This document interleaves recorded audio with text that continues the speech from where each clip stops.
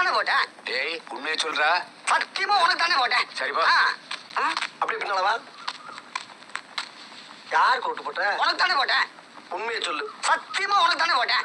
அந்த ஆள்கிட்ட என்ன சொன்ன? அவனுக்கு போட்டேன்னு சொன்னேன். ஏன்ட்ட என்ன சொன்ன? உனக்கு போட்டேன்னு சொன்னேன். இதுல எதுல உண்மை? ரெண்டும் ஒண்ணுதானே. என்னடா சொல்ற? அவர்கிட்ட வாங்கின காசுக்கு ஏடி சின்னத்துல ஒரு குத்து, உங்ககிட்ட வாங்கின காசுக்கு தென்னமலை சின்னத்துல ஒரு குத்து. ஆக மொத்தம் ரெண்டு குத்துனே. மூணாவது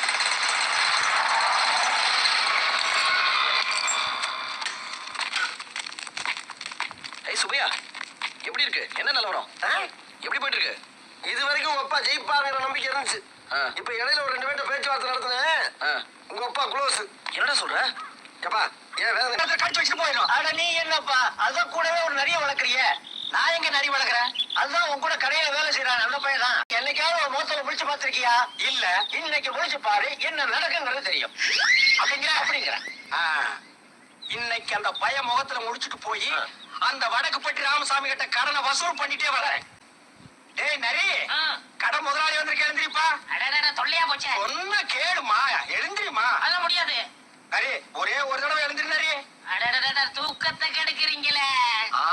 மேல இருக்கு. எங்க பார்த்தாலும் பாலியல் வன்கொடுமை, போதை கலாச்சாரம் இருக்கு.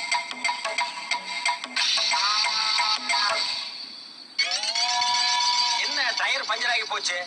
எங்க பார்த்தாலும் பாலியல் வன்கொடுமை, போதை கலாச்சாரம் இருக்கு. நல்ல காரியத்துக்கு போகும்போது சில தடங்கள் வரத்தான் செய்யும்.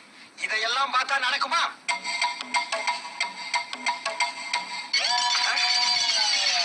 என்ன செருப்பு அருந்து போச்சு?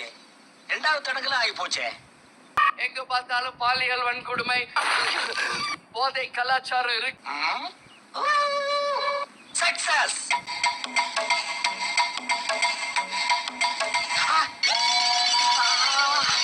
எங்க பார்த்தாலும் பாலியல் வன்கொடுமை, போதை கலாச்சாரம் இருக்கு. என்ன ரத்த காவல்லாம் வாங்குது? என் பணம் வந்துடும்.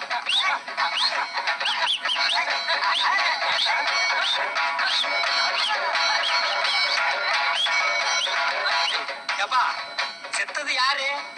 ராமசாமி. எந்த ராமசாமி? நம்ம வடக்குப்பட்டி ராமசாமி.